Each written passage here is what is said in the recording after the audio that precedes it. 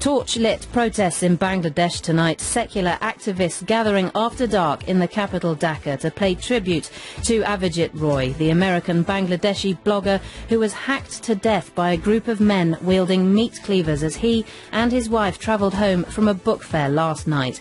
Avijit Roy spent most of his time in the US and was an outspoken atheist. He'd received a number of death threats but continued to write about science and religious freedom. He was critical of Islamic extremism. He's the fourth high-profile atheist blogger to be attacked in Bangladesh in recent years. It's a secular state, but 90% of the population is Muslim, and religious conservatism is a powerful force in politics. This hour we'll be speaking to friends and colleagues of Avijit Roy and asking how far is freedom of speech under threat in Bangladesh, and is anyone taking steps to protect those who speak out? Tweet us using the hashtag WHYS. Welcome to the programme. With us for the whole hour, my colleague from our Bengali service at the BBC World Service is here in the studio, Manushi Barua. Thanks so much for coming in, Manushi. Bangladesh is a relatively young country, of course, and quite politically polarised, I guess, is the best way to describe it. You're absolutely right. Since its birth in 1971, the country has been politically divided between a more secular political force and kind of, more Islamist-leaning groups. So, yes, I think that's a good description. Yes, politically polarised country. OK, well, we'll probably get into some of that. Manushi with us for the whole hour. First, though, let's hear from a man who has direct experience of this kind of attack. Asif Muhaddin survived something very similar to this. Back in 2013, he was also a close friend of Avijit Roy, and he joins us on the line from Germany this evening. Thank you very much for coming on the programme. I'm sure it's a very difficult moment for you. Yeah, of course, it is a very difficult moment for me and for all of the bloggers in Bangladesh who were writing for freedom of expression. And I need to correct you one thing, that Avijit Roy's wife, he was also a blogger and a very famous one. And she wrote a book about evolution theory that is the best book about evolution theory in Bangla. So you should also recognize her as a blogger and as a social activist. Yes, you know both of them well. How are bloggers feeling tonight about this? How do you feel about what's happened? Do people feel under attack? Yeah, many of them send me email that they want to leave the country now. I got 5 emails from different people, different activists. All of them are very secular, and some of them are atheists. They also got many threats from the Islamist groups. There is a lot of panic around in Bangla blog community right now. Asif, tell us a little bit about your personal experience, because something similar happened to you and you survived, but do you still have physical difficulties with that? Yeah, in 2013 I was attacked by the same group, Ansarullah Bangla team. Yes, I am not sure if that is the same group who attacked Avijit Roy, but how they attacked Avijit Roy, that was very similar to how they attacked me, and how they attacked another blogger, Ahmad Rajiv Haidar, and how they attacked another very famous writer in Bangladesh, Humayun Azad. They're very similar. They attacked with a big knife. In 2013, 3 of them, they attacked me from behind, and I was very near to death that night. That was same time at 9:30 p.m. and I was alone in the street, and they attacked me from behind. And I have many difficulties. I had to go every day to physiotherapist. I cannot move my neck very well. But that is not a problem. The problem is our hero, one of the best blogger in Bangla blog community, Avijit Roy, is now dead. and I cannot believe. Still, I cannot believe that.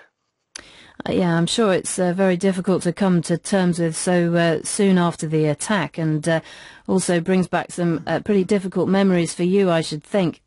You didn't have any security with you then when you were attacked. I mean, you talked there about the fear in the blogging community. What motivates you to keep doing it? In 2013, the Prime Minister of Bangladesh, Sheikh Hasina, she announced that we will get security gunmen, but still we didn't.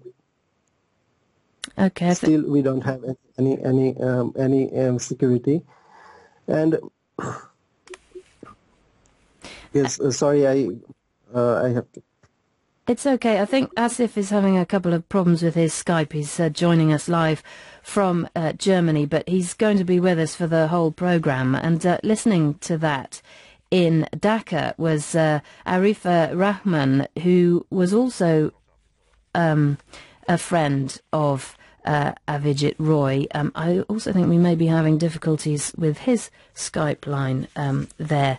Manushi, just talk us through this wave of attacks with the bloggers in Bangladesh. I mean, we talked about them having death threats, but this is now, I think, the fourth and the third fatal attack. Well, actually, what happened was, the previous caller, Asif, you've been talking to, he mentioned that he was attacked along with Rajiv Haider, who was a blogger. That happened in 2013.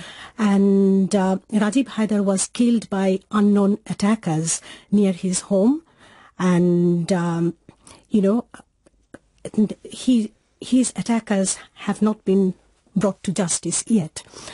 Before that, in 2004, a prominent teacher and a free thinker, professor of Dhaka University, he was attacked, and funnily enough, same day, 27th of February, and on the same spot, he was attacked and he was very badly injured, and he later died in Germany while receiving treatment. So these attacks have been happening. I know that, some people are probably frightened, they're in a panic, they want to leave the country, but the blogging community is very active. They're still writing. But a word on that, because obviously with other high-profile stories in the news elsewhere in the world, the cartoons row, of course, the whole freedom of speech debate, these bloggers, can they be described as being offensive against Islam, or are they just talking about atheism? Is there a difference? Well, there is a difference, because not all of them are championing secularism. Some are actually attacking the religious extremism, or maybe extreme Islamist views. So there is a difference, but obviously it's very difficult to say who is being targeted for what. But Asif was talking about this group, this Twitter account, Ansar Bangla 7. In fact, that Twitter account is being investigated by Bangladesh police at the moment, because after the murder of Avijit Roy, there have been several tweets from that account, and they have actually rejoiced at his, at this killing. Death, yeah. And in fact, I have been looking at a few tweets on this Twitter account, and they were actually saying that the target was an American citizen, so 2 in 1, and then they were saying that he had been punished because of his anti-Islamist view. So, obviously there's that view there. Yeah. Asif is back on the line from Germany. Yeah. I don't know whether you could hear what Manushi there was saying about the nature of your blogging. Yeah. What's your view on that? Of course, Avijit Roy was against all kind of religious fundamentalism, not against only Islam. He wrote many blogs about Hinduism and Christianity, and Islam, obviously about Islam, and that was against fundamental Islam that belongs to the 1400 years ago. That tradition, the Arab tradition, he criticized that tradition and the Sharia law. He criticized a lot about Sharia law. So every free thinker should criticize those ancient laws and those Sharia laws and the ancient Arabian culture. That is not acceptable in modern society. And about Ansarullah Bangla team, yes, I had a feeling that that is the same group, Ansarullah Bangla team, who tried to kill Bonna Ahmed and who killed Abhijit Roy. They're the same group, Ansarullah Bangla team. And the funny thing is, when I was in that has not been proven yet, but Bangladesh police, they are investigating because, you know, this group, Ansarullah Bangla 7, they have actually tweeted saying that, you know, he was punished for his writing, and that, you know, they were saying that he was targeted for 3-4 years. And they also said that, you know, at one time that we can't kill you now, but if you come to Bangladesh, we'll kill you. But Manoushi, have they actually claimed responsibility for this? They haven't really claimed responsibility in that sense. But, you know, looking at the tweets, police are suspicious. So that's why they are actually investigating the killings. Let me bring in Imtiyaz Ahmed, who joins us on the line from Dhaka. He's Professor of International Relations at the university there. Thanks very much, Professor, for joining us. I know it's extremely late in Bangladesh now. No, go ahead. You obviously are a professor there at the university, and this attack happened quite close by, I think, to the university, and that's where the book fair was. Well, it happened inside the campus, actually, not close by. It happened inside the campus. And it's so surprising because the other people were there. There were extra security measures this time, a lot of CCTVs, a lot of security officials were there, a lot of police. So we are really shocked. But at the same time, we are surprised that how could those who did that could get away from that place. That's really interesting to hear you say that the event had so much security. Were you worried about that then? Yeah, well, one thing was we were surprised that he would be there, given the fact that as both Asif and I think Manoushi were pointing out that he was threatened earlier on, and my students also verified that he was threatened. Now, if that is the case, normally you would be careful. But I understand that he took, maybe he took the university to be safe, largely because, as I say, there are a lot of CCTVs, a lot of police, so probably he took it safe. But even then, in fact, if you tell me, you know, I'm pretty senior prof in the university, so I would also be very careful not to walk alone if I'm threatened. You know, I would be extra careful. But as I say, that maybe he took it very lightly. Now, but the very fact that those who did could get away from there, because the university, as I say, there were lots of people there, you know, and a lot of security officials, and that's surprising. So we were saddened, no doubt. We were shocked, but at the same time, we're looking into things why it could happen. Well, and I guess also, as you say, the shock there in Dhaka, and I mean, does it kind of reflect an atmosphere there? You talk about the security there. Would you say that there was an atmosphere of tension over such matters, religious issues there at the moment? Well, no, more importantly, the tension is between the two major political parties still are at loggerheads. And we still, though today there was no hartal, well, yesterday there was, but not today. Today, the weekend, they put it off. But, you know, hartal, and there's another word called aburad, these are going on. So the city is not back to 100% normalcy. You know, we are very careful when we go, when we drive, we are careful. Even when there is a traffic jam, we are careful for different reasons, because there could be cocktail bombs and other things. So you are, in fact, in a kind of a tense situation anyway for last 1 month. Now, given that scenario, I think this time government took extra measures, particularly in February, to be very careful, particularly in the book fair, which runs for one month. Okay. And so on the very last, almost, because it's going to end tomorrow. So we were, as I said, very shocked, very surprised, because it seems that there has been a serious intelligence failure. Imitaz, stay with us on the line there from Dhaka because let me introduce you to Mohammed Abu Bakr Mollah, who joins us here in the studio. He's the spokesperson for the Jamaat Islami party here in London and I think across Europe, actually. Is that right? Yes, of course. Thanks so much for coming in this evening. What's your reaction to what's happened there with the killing of Avijit Roy and the attack on his wife as well? Thank you very much for inviting me.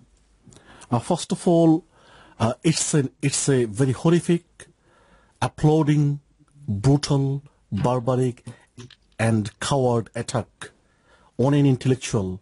Though I differ with him, I differ with his view, but that is his right to express his opinion and views, and that is the very fundamental principles of democracy. Whoever has done that, I condemn it. My party has already issued a statement that is in local and international media. Jamaat has demanded that perpetrators should be brought to the justice immediately. And we observe, very shockingly, sadly, the perpetrators of Rajiv Haidar has not brought to the justice yet, which may have influenced the group to kill Avijit Roy and his wife. We condemn it. Yes, I mean, sincerely. You say that you differ with him on his views, but I mean, do you defend his right to of course, complete yes. freedom of speech? Yes, of course. Anybody has the right to become an atheist and express his views, atheistic views. It may hurt me, but does it mean that I should attack him? Of course not. He has all the right to express his opinion, and that is a democracy. We cannot suppress people's opinion and voice. There is a debate in Bangladesh at the moment, isn't there? And perhaps you could explain it a little bit more about the issue of blasphemy and whether or not blasphemy laws should be tightened in Bangladesh. Where do you stand on that? Regarding the blasphemy, you know that hate speech is one thing and freedom of speech is another thing. But there is no blasphemy law in Bangladesh at the moment. There is no, of course, Marshi. Let me finish. Hate speech and speech against religion which may induce people or create anarchy in the society. For the sake of peace of the society, a country can make some law that there should be a balance. There should be balance between expressing individuals' views and maintaining the peace in the society. So that's an interesting line, though, isn't it? Because I can see you both have got sort of smiles on your face, because it is a very controversial issue, this. Where does being, having your right to freedom of speech and so on, and being critical of a religion become hatred of a religion? Okay. Yes. Somebody, suppose Avijit Roy, he has the right to be critical of any religion. That is part of his democratic right. But if he spreads hate speech against or any sort of rigorous comment against the main personalities of the religion, suppose Prophet Muhammad or Quran, it should not be. But he can comment. That is not he can right. disagree. He can disagree. Why cannot someone criticize? Okay, Asif, let me finish. Asif, let me finish. What is the problem? Asif can disagree with me that Quran has got a lot of mistakes. He can say that. But if he says say something depicting the Prophet's character very negatively, which may induce other people to become aggressive. You can write. Okay, Asif, and you can. Also, you have the right to criticize that also. Yes, of you course. cannot say I that agree. nobody cannot write against Prophet Muhammad. It is not freedom of expression. It is what kind of law is this that no one can criticize Prophet Muhammad? What is this? I haven't said that you cannot criticize, but I said that the way you should criticize, there should be a fine line There should be only for Muhammad or no, for everyone? For any religious personality. Why Muhammad for any religious personality. So the reason I brought the issue of Prophet Muhammad, because Bangladesh is a Muslim majority state. Hang on, Mohammed. I think Asif wants to come in. And Asif, once again, you have personal experience of this as well, because although Manushi said there is no blasphemy law in Bangladesh, I've got a feeling that you spent time in prison for blasphemy violations of some kind. Yeah, and go to the Jamaat Islam's website, and you will see the press release. They wrote that blogger Asif Mohideen demands himself God, so he need to be punished, or the people will take care of him. That is written in the Jamaat Islam's website. And now another member of Jamaat Islami is saying that everybody have the right of freedom of speech. And their website there is written that Asif Mohideen should be punished, or the people will take care of him. What does it mean? Okay, let's put that to Mohammed. What does it mean? I do not. I totally disagree what he said. Asif said, but it was on the website. Okay, no, it is not on the Jamaat website. I challenge him. You can go to Jamaat Islami org website and search Asif Mohideen plus Jamaat Islami, and you can see by yourself. Okay, Asif, let me finish. It is totally wrong. You can go to the website. I think presenter can go to the website. Jamaat has not said that people will take course of action against Asif Mohideen if the state does not take action. Jamaat website does not say that. I challenge you. Jamaat Islami website have a press release. It is in my computer's window now. Okay. I'm looking Jamaat at that. Has not said. Hang on, Mohammed. In the press release, I can read everything in the press release. Blogger Asif Mohideen demands himself God, suggested makes all Dhaka mosque toilet, his flippant remarks, protest and explanatory punishment demanded. And the last line of this press release is, otherwise the countrymen themselves will try him at the people's court. So what does it mean? You can go and you can see yourself. Asif, when Mohammed came in, first of all, he did say that he defends freedom of speech in Bangladesh. Everyone should can express his opinion. I have no problem, and my party doesn't have any problem with an atheist or expressing atheistic view. But the problem is, if you depict Prophet Muhammad as a criminal, as a thief, so freedom of speech is just not that free. Yeah, okay. A limit to freedom of speech. So Muhammad is immune from all criticism. We're going to be coming back to this later in the programme. We're just going to take a break for the news. Don't forget you can get in touch with the programme using the hashtag WHYS. You're with World Have Your Say from the BBC World Service, and we'll be back with this. Asif is with us in Germany. We've got Manushi here in the studio. Imitaz is on the line from Dhaka, and of course Mohammed here as well. The conversation continues, but as I say, just a brief step away now for the main world news coming up in just a moment.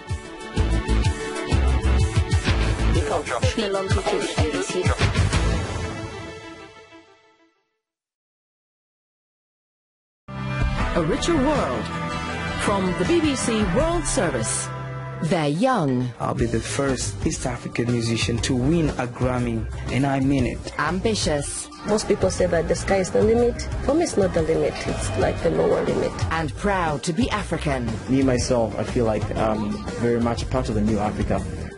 So what are their hopes for the future? The BBC's Alan Kasuja travels to 3 countries in East Africa to find out. As part of our Richer World season, I'm bringing you My Africa, the series where I meet young people bringing the changes across my own native East Africa. For the final programme, he's in Tanzania. I was not satisfied with what my life in the village was and how my parents' life was. So I wanted to be somebody different. My Africa on the BBC World Service. Online at bbcworldservice.com.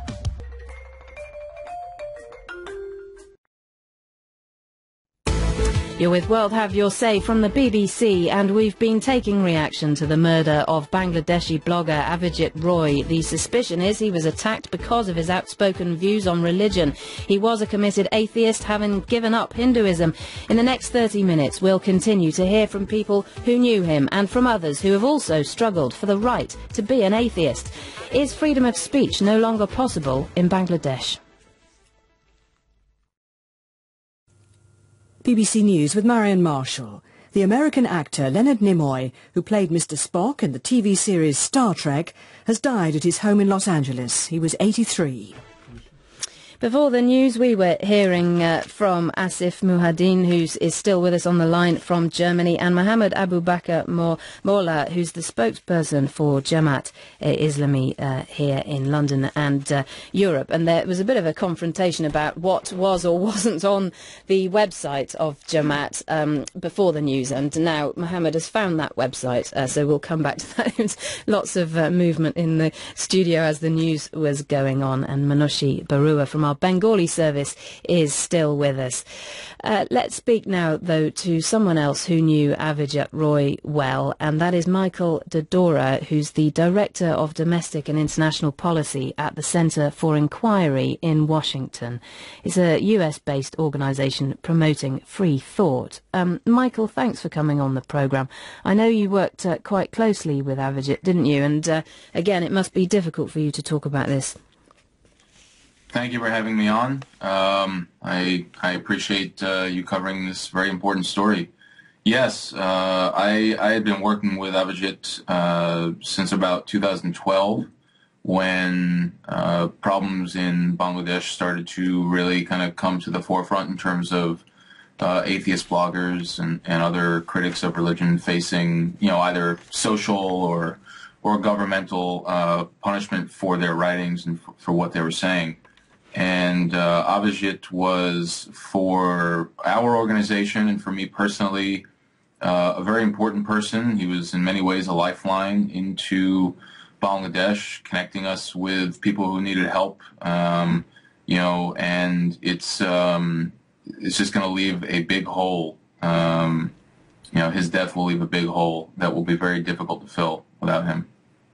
Well, as we were hearing from Asif there's a shock amongst the blogging community all over the world, actually, those people who kind of blog about these issues. What was it that drew you to Avijit? What do you think he contributed?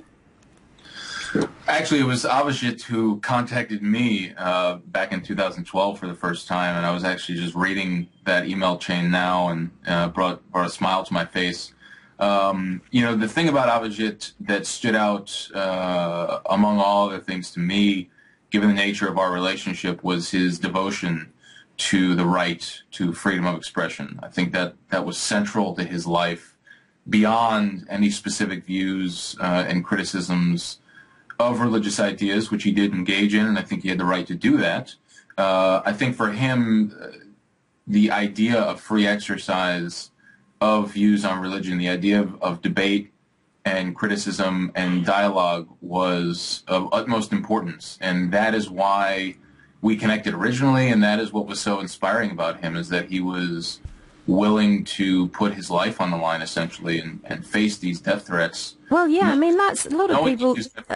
A lot of people listening would question the decision to go back to Bangladesh, even, Michael. I mean, Manushi was telling us earlier on in the programme that he'd had death threats, and they'd even mentioned, while he's in the States, we can't get to him, but we'll wait till he comes to Bangladesh. Were you surprised that he took the decision to go there? Well, the news was somewhat surprising to me yesterday, in fact, because I did not know that he had returned to Bangladesh for the book fair. I see where people are coming from when they question perhaps the wisdom of him returning to Bangladesh, given the threats that he received. But, this was where he was born. This is where he's from. And I think it's troubling to give the people who were threatening him with death the power to control his life. I mean, not only that, Michael, I was actually reading in the press in Bangladesh that Avijit, didn't actually take this threat seriously enough, because he did not seek any police protection. He actually was moving around freely. He was going to the book fair every evening, and he was having tea in the tea stall. So obviously he thought that, nothing would happen to him. Asif, do you have a view on this? I mean, you've now moved to Germany after your attack, and if people didn't hear it in the first half of this programme, you told us your own experience of being attacked, with machetes and so on. Would you go back to Bangladesh? For me, I went back 6 months ago to Bangladesh to see my family. I have a family there, and I cannot stay long time in Europe. That is not possible for me. And I like my friends who are in Bangladesh, my secular friends, secular bloggers, and I always want to visit them. And Abhijit Roy, he every February he wanted to go back to Bangladesh for the book fair, their international book fair in Bangladesh during the February. So he always wanted to go to Bangladesh in February, and the killers who killed him then knew that he will come back in February, and they were waiting. I think they were waiting for him for the book fair, and he always want to go to the book fair and sign the autographs to the readers. So what do you make of Michael there saying that some people have questioned the judgment of that? I always told him that you should take care of yourself and you should be very careful about your safety. But he was always smiling at me, and we are friends since 7 or 8 years, and we worked together for a long time. And he was always smiling at me and told me that, oh no, who will kill me? I'm nobody. I'm nothing. They will not kill me. And then he told me once that if they come to kill me, then I will have a tea with them. I will talk to them, and I will give them some books. And I was so angry with him that time that you should be very careful. But he was always smiling at me. I think he was an idealist at heart. I think he had the idea that the values he was representing and you know what he was advocating for was more important perhaps than necessarily his personal safety, and perhaps that did cloud his judgment. You know, that being said, while I'm hesitant to speculate about what he was thinking, I will say that I did work with him about a year ago to report some death threats that he was receiving to the FBI. So I knew that, you know, in some regard, he took these death threats more than just kind of, you know, messages that he was getting randomly. I think he did want to ensure that the people who were making these death threats were known. I think at the same time, you know, the reason why I think he received some death threats which were posted on his Facebook account, and yes. I think you know, whoever had posted those death threats asked an online bookseller to withdraw his books. Yes. So that actually happened successfully. Farabi Rahman, he's actually on Facebook. He has something like 20,000 followers. He was in prison, and he was let out on bail, I think maybe 8 to 10 months ago. This is someone who could be involved. I'm sure the police are looking into this. But, you know, the thing that I wanted to add is that while I knew Abhijit was looking into reporting some of these death threats, you know, given that he was living or he was in the U.S. at the time that they happened to the FBI, I think, you know, for Abhijit and for a lot of bloggers, you know, I think for Asif and for others, there is this idea that what is reporting this stuff to the Bangladeshi government really going to do anyway? They haven't protected us for years. There have been several attacks. They actually put us in prison for our writings. And so what can we really expect the Bangladeshi government to do in terms of protection? I've actually had, you know, families of bloggers specifically tell me we don't want protection from the Bangladeshi government. You know, there have been rallies in central Bangladesh today by teachers, bloggers, students, and one thing which came up, as we have been reporting today, that you know, the blogging community felt that it was a big attack on people's freedom and thought, and some people have told us, some bloggers, that they think that these attacks are happening because the past attacks have not been investigated fully, and that the perpetrators have not been brought to justice. I was talking about the Professor Humayun Azad.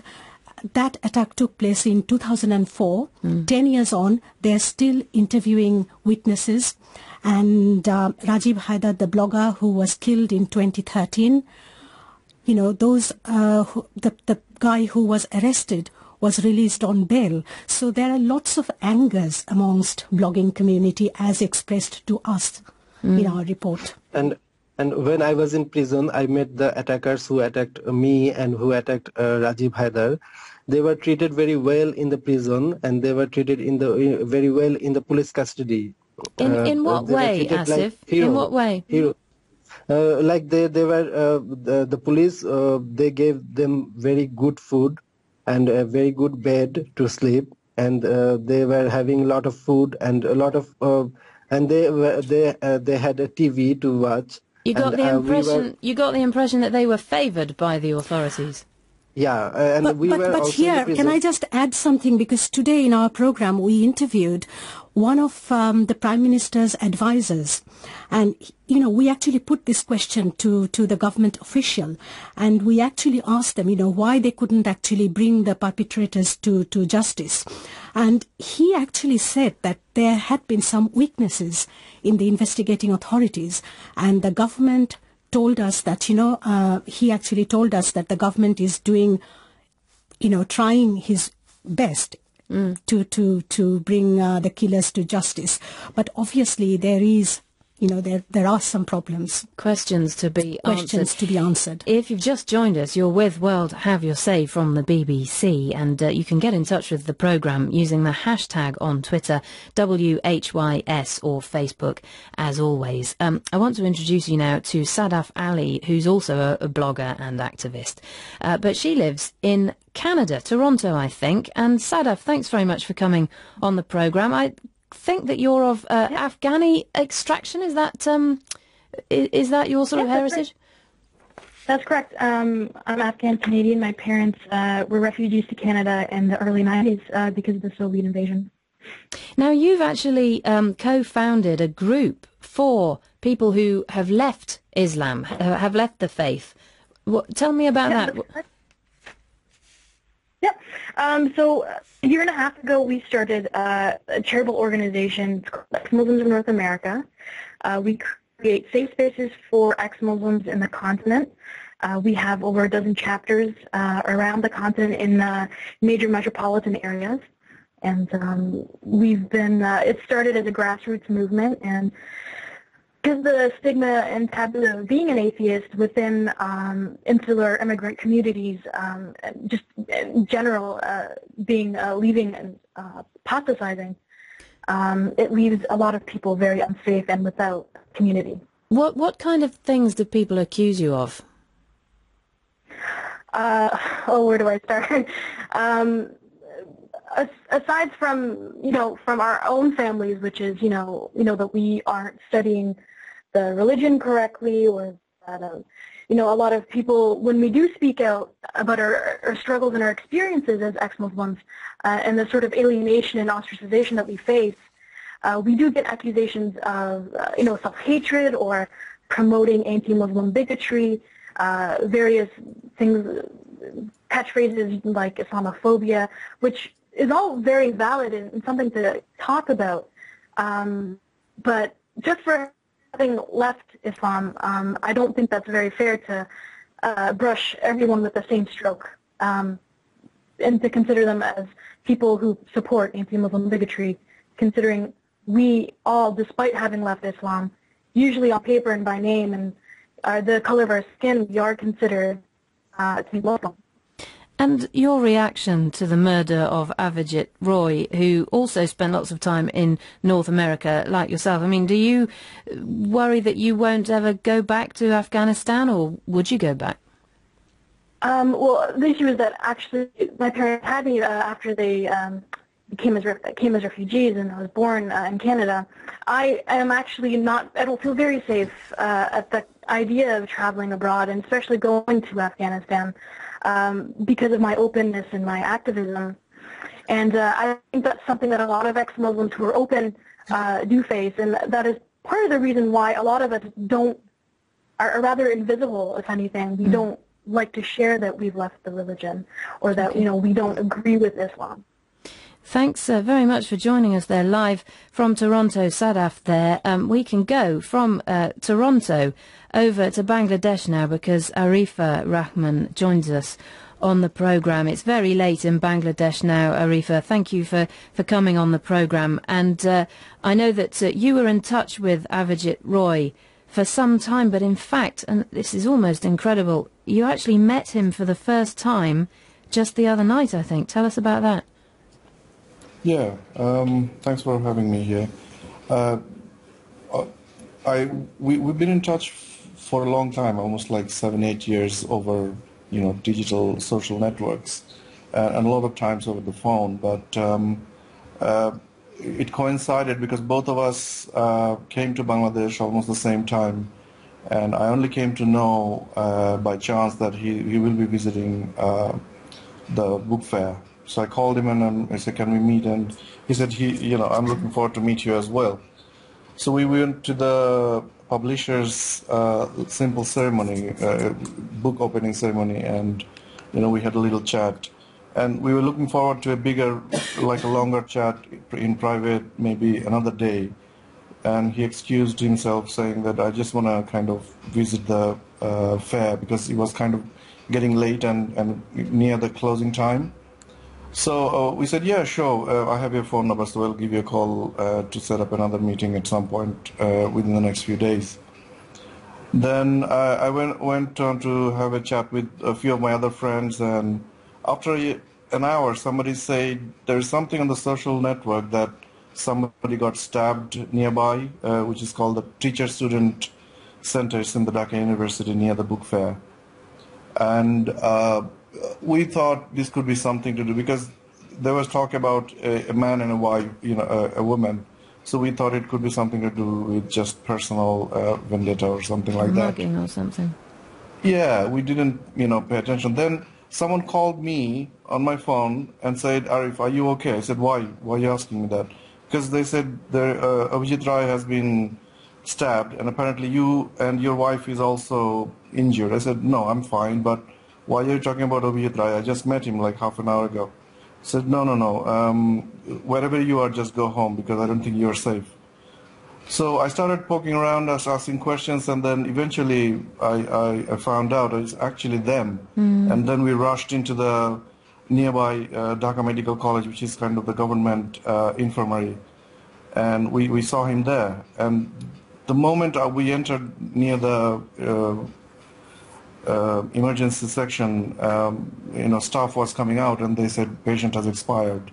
I cannot express how shocking that was. And we went inside and I saw him, just lying there drenched in his own blood.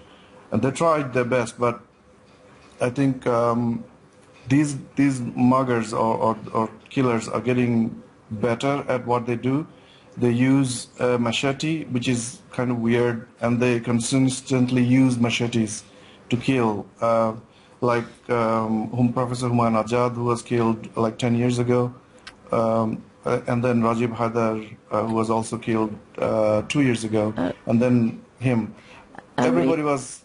It sounds like such a shocking experience for you, and still very recent, obviously. I mean, this is all just within the past 24 hours or so. Yeah.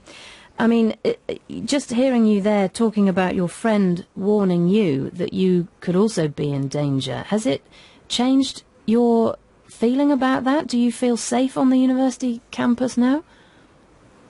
Well, I don't live in the university campus. I obviously left, which is not too far from there. But it's been the last 24 hours. I haven't been able to sleep, and I went to the BBC Bangla local radio station a couple of hours ago to talk about it, and I took a car for security reasons. So, yeah, my security is increased now. I'm not obviously feeling as open I was feeling like 24 hours ago when I was going to the book fair, because I actually announced it on the Facebook, although people warned me that, although you're in Bangladesh, don't announce that you're in Bangladesh, because, 2 years ago and a long time ago, I think Asif also mentioned that a lot of us were under constant threat that, you guys live outside, say whatever you like, but when you come back to Bangladesh, we will sort you out. So that's what they're doing. They're keeping their promises. Does it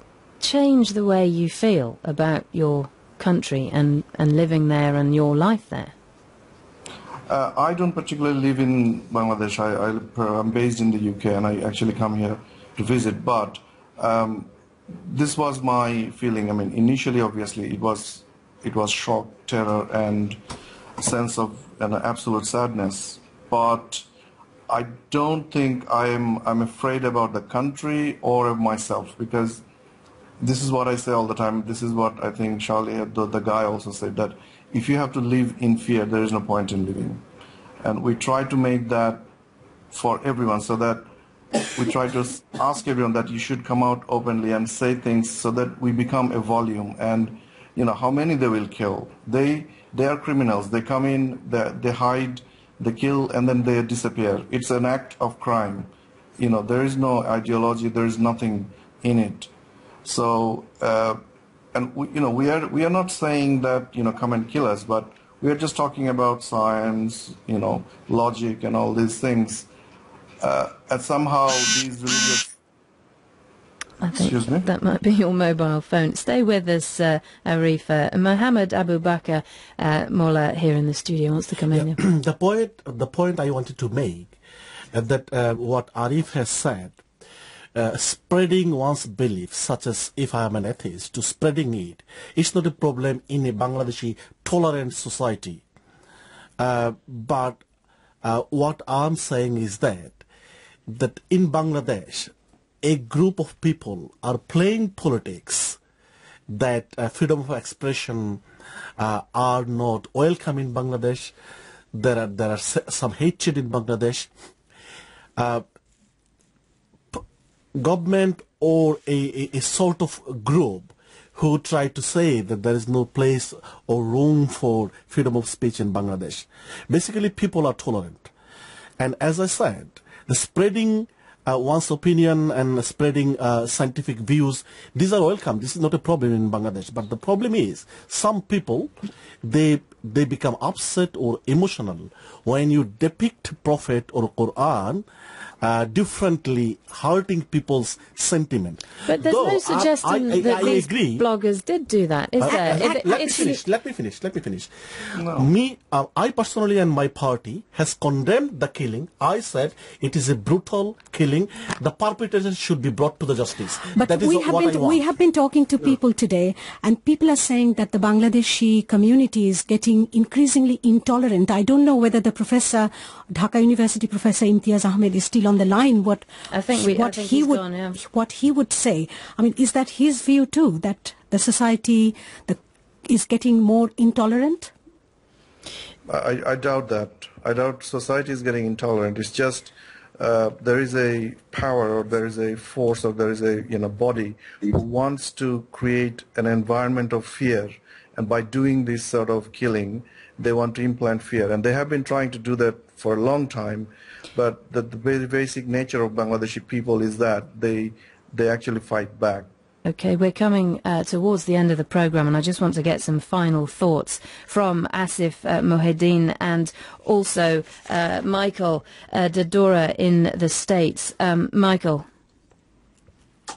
Sure, thanks again for having us on. I think one of the things we were worried about when we first heard the awful news was that the story would not get the full coverage that it deserved, and we really appreciate the news outlets have been covering this. I think it's important to cover this because it's not a unique event, but rather part of a trend in Bangladesh where you have people now afraid to go out and speak their mind because they may be attacked or face some other kind of punishment. The thing about tough discussions of freedom of speech and freedom of expression is yes, apparently there are in Bangladesh and many other places in the world people who feel emotionally slighted or angered when their religious beliefs, when the ideas that they hold true and cherished are criticized. Okay. But should they have the right to decide what other people say? Should they have the veto power? I want to bring in Asif Mohedin, who's on the line from Germany, for the last thought on the programme, Asif, because we are talking about your friend and colleague Avijit Roy, who was murdered less than 24 hours ago. What are your final thoughts for the programme tonight? I'm very upset right now, and I heard that in Rajshahi University, many Jamaat Islami members are having party with. It is a baseless allegations from you, Mr. Asif. I saw the picture. No, Asif, let me tell you very clearly to the audience. Hang on, Mohammed. Hang on, we're coming to the end of the program. Asif has lost his friend today. Let's just give him a word. On the other hand, you invited Mohammed, no one can hear. Last word, Asif, yeah. That you also invited a Jamaat activist who his fellow activists are having party in Bangladesh right now. Absolutely baseless. It is absolutely baseless. All right, well, that brings us to the end of this program. Thank you all very much for joining us, Asif and Mohammed, and thank you for listening. Don't forget, you can get in touch with the program. The conversation goes on Twitter. Use the hashtag WHYS. But from me and the whole team here in London, thanks very much for listening. Josh Milon, BBC.